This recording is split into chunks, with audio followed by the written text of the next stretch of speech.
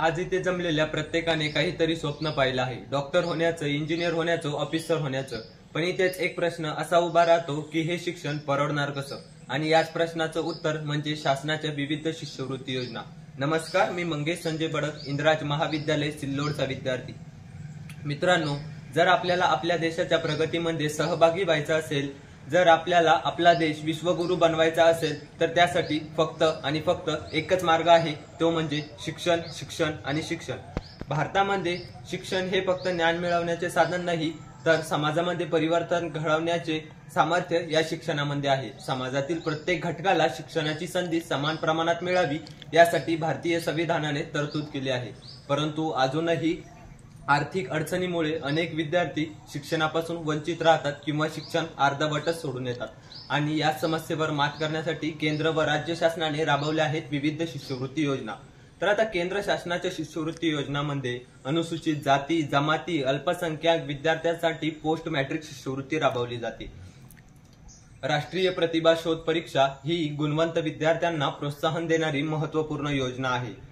Inspire scholarship ही विज्ञान शाखेतील विद्यार्थ्यांना संशोधकाकडे आकर्षित करते.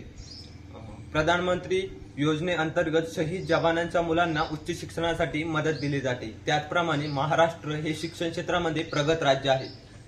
त्यामुळे या राज्याने देखील विविध शिष्यवृत्ती योजना राबवल्या आहेत, जसे की डॉक्टर बाबासाहेब आंबेडकर, महात्मा फुले शिष्यवृत्ती योजना, सावित्रीबाई फुले शिष्यवृत्ती योजना जी की मुलींसाठी आहे, श्रीमंत शाहू महाराज शिष्यवृत्ती योजना, तसेच विद्या सहाय्यक शिष्यवृत्ती योजना या योजनांचा यामध्ये समावेश होतो. या योजनांचा उद्देश म्हणजे शिक्षणामधील विषमता कमी करणे, सामाजिक आणि आर्थिक दृष्टी दुर्बल घटकांना मदत करणे, गुणवंत विद्यार्थ्यांना प्रोत्साहन देणे, म्हणजेच माझ्या आणि तुमच्यासारख्या अनेक गरजू विद्यार्थ्यांचा या शिष्यवृत्तीच्या माध्यमातून शिक्षणामध्ये विकास साधणे आणि अखेर याच सुशिक्षित युवकांच्या बळावर अखेर देशाचा विकास साधणे हेच या शिष्यवृत्ती मागील आपल्या सरकारचं इप्सित आहे असं मला ठामपणे वाटते. त्याही पुढे जात जर विचार केला तर या शिष्यवृत्तीचा खरा परिणाम काय झाला, तर शेतकऱ्याचा मुलगा पैशाअभावी कॉलेज सोडणार होता, परंतु तो आज शिष्यवृत्तीमुळे आज इंजिनियर झाला आहे. गरीब मजदुराची मुलगी शिकणं थांबवणार होती, परंतु सावित्रीबाई फुले या शिष्यवृत्तीमुळे ती आज डॉक्टर बनून समाजाची सेवा करत आहे. NTSC आणि इन्स्पायर सारख्या योजनांचा लाभ घेतलेले विद्यार्थ्यांनी आज संशोधन करून भारताचे वैज्ञानिक म्हणून नाव कमावले आहे. त्याचप्रमाणे डॉक्टर बाबासाहेब आंबेडकर या शिष्यवृत्तीचा लाभ घेतलेले अनेक तरुण आज IAS, IPS अधिकारी बनून देशाचा राज्यकारभार सांभाळत आहे. परंतु मित्रांनो, मला असं वाटतं योजना जाहीर करणं ही पहिली पायरी आहे, परंतु तिची अंमलबजावणी योग्य पद्धतीनं होणं फार महत्वाचं आहे. पूर्वी अर्ज करण्यासाठी लांबलचक फेऱ्या माराव्या लागायच्या, परंतु आता ऑनलाईन पोर्टलमुळे विद्यार्थी घरी बसून अर्ज करू शकतात.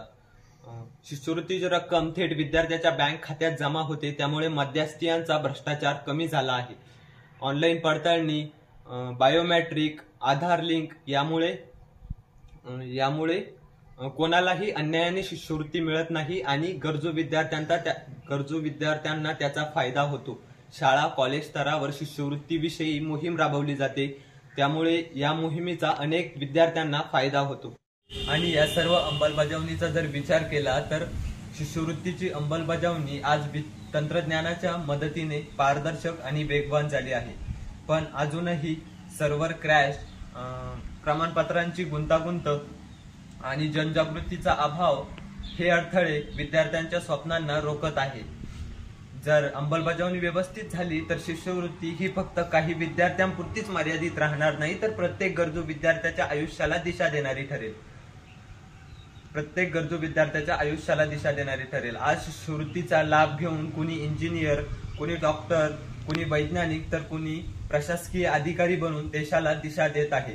म्हणूनच मी ठामपणे सांगतो, शिष्यवृत्ती ही फक्त आर्थिक किंवा पैशाची मदत नाही, ती आहे प्रत्येक गरजू विद्यार्थ्याच्या आयुष्याला दिशा देणारा आधारस्तंभ. ती आहे प्रत्येक गरजू विद्यार्थ्याच्या स्वप्नांना पंख देणारी प्रेरणा आणि तीच आहे या राष्ट्राच्या भविष्याची खरी गुंतवणूक. धन्यवाद.